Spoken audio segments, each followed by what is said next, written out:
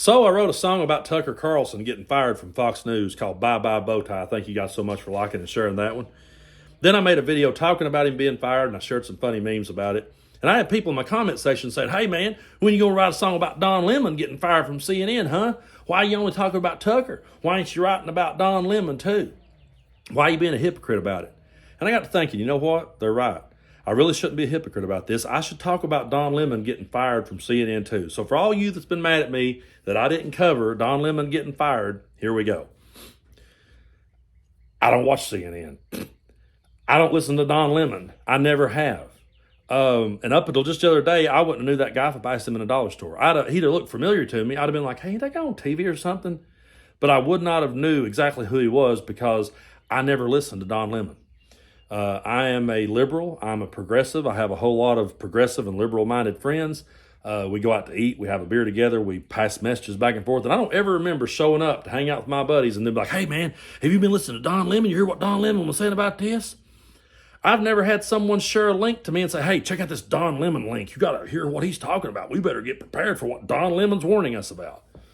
And there's no Don Lemon merchandise around here. I don't even know if there is such a thing because I don't listen to Don Lemon, nor do I watch CNN, and nor does most of the liberal friends that I know.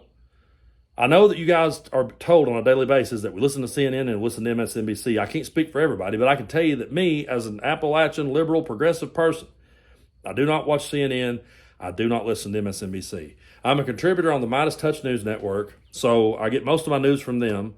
And outside of that, I'll read the Associated Press, NPR, and I read a lot of foreign news sources to see what the rest of the world is saying about America. And if you've never done that, you really ought to dig into that.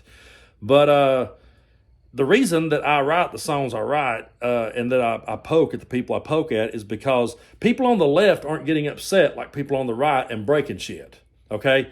People on the left aren't going out and shooting up cases of Bud Light, ain't going out here and burning their Carhartts, ain't busting their TV sets, ain't boycotting everything they see.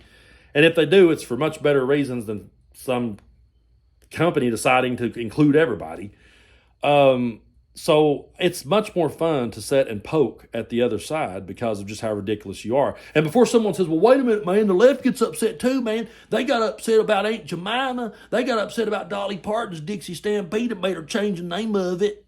Again, I've got a bunch of liberal and progressive friends, and I don't ever recall any of them saying, listen, our number one concern is the Aunt Jemima bottle. We got to get Dolly to change the Dixie Stampede. I never one time in my life met a liberal that said that. What happened in those cases is that those companies made the decision to make the changes they felt needed because we're in the 21st century and because they're trying to include everybody and because some of the things that they did 50, 60, 100 years ago doesn't necessarily make sense in today's political climate. So stop listening to everything that you hear about liberals and sit down and actually talk to one. And when I say actually talk to one, I don't mean just go off on me in my comment section.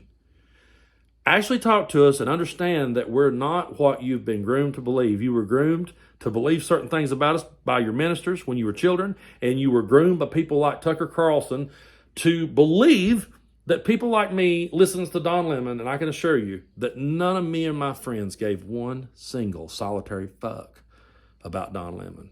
So there's your both sides.